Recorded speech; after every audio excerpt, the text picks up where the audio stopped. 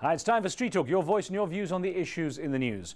Kenya's opposition leader Raila Odinga's decision to call off election protests as a mediation process begins has meant some peace for the moment in the country.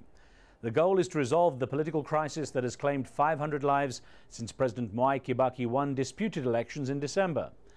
Odinga says a rerun of the elections may solve the political injustice, but not everyone agrees.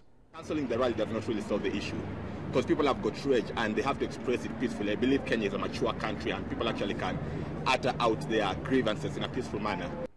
Well, Bill in New Zealand regards the situation with pessimism.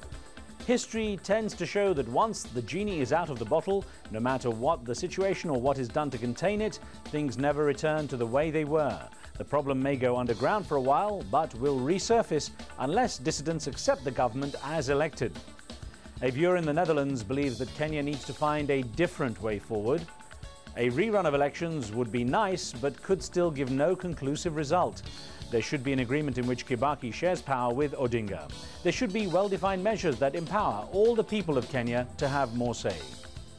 Syed in Kuala Lumpur sees nobler motives at stake.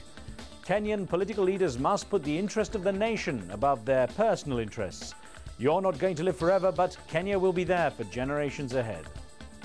Now, in what some see as long overdue interest in Middle East peacemaking, President George Bush is making his first presidential visit to Israel and the West Bank this week. He's hoping for a deal on Palestinian statehood before he leaves the White House next year. But with conflict escalating between Israeli forces and Palestinians, his trip may be too little, too late. And that's a view which Ildi in Hungary agrees with. His trip is too late. It is rather for publicity than substance, I'm afraid.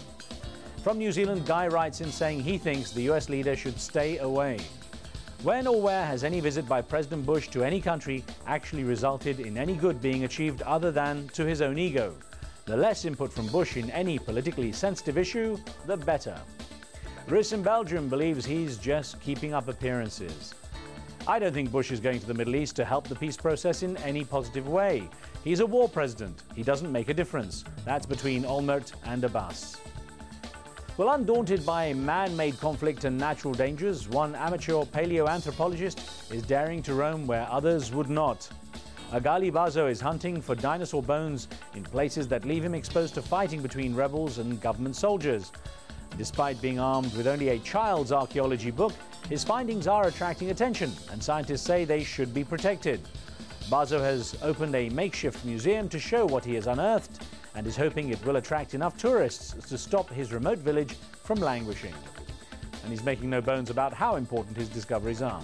That's it until next time. Do keep sending in your questions and comments and point us to anything interesting or amusing for Street Talk.